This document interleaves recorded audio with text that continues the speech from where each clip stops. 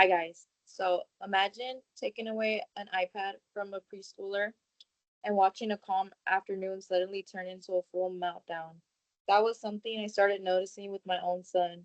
He wanted his iPad more than his toys, and taking it away almost always ended in a tantrum. That was the moment I realized something needed to change. Today, I want to talk about why parents should limit young children's screen time. The topic is important because children today are surrounded by screens, and while technology can be helpful, too much of it can affect their behavior, sleep, learning, and overall development. According to American Academy of Pediatrics, digital media can replace important activities like sleep, family time, play time, and learning when children spend too much time on screens.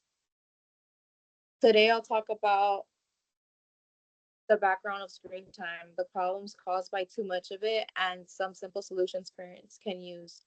To begin, it's important to understand why screen time matters so much during early childhood. The first few years of a child's life are when the brains develop the fastest. This is when they learn to communicate, solve problems, interact with others, and explore the world around them.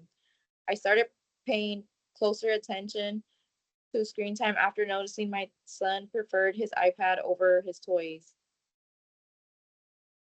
According to the World Health Organization, children between the ages of 2 and 4 should have no more than 1 hour of screen time each day.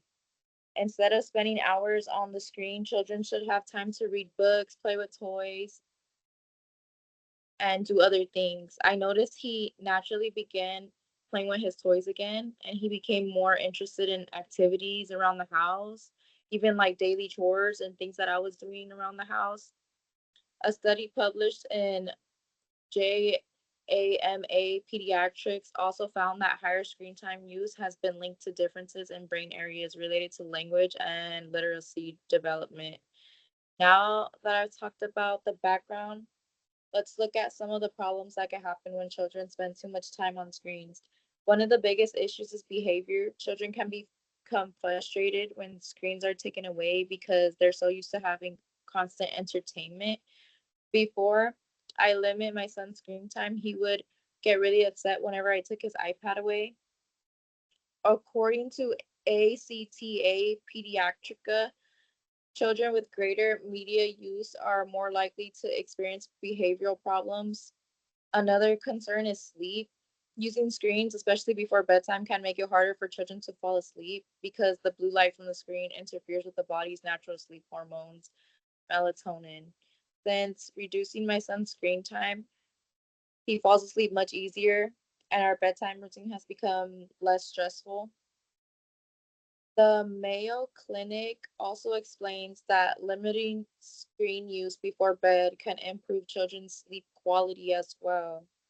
Finally, there are several reasons why parents should, several things parents could do to build healthier screen habits. One of them is setting a clear limits and sticking to them every day, having a routine that helps children know what to expect and make those limits easier to follow. Setting these limits has helped my son play more, sleep better, and have fewer tantrums. The American Academy of Pediatrics recommends that families create a family media plan with consistent screen time limits that work for their household.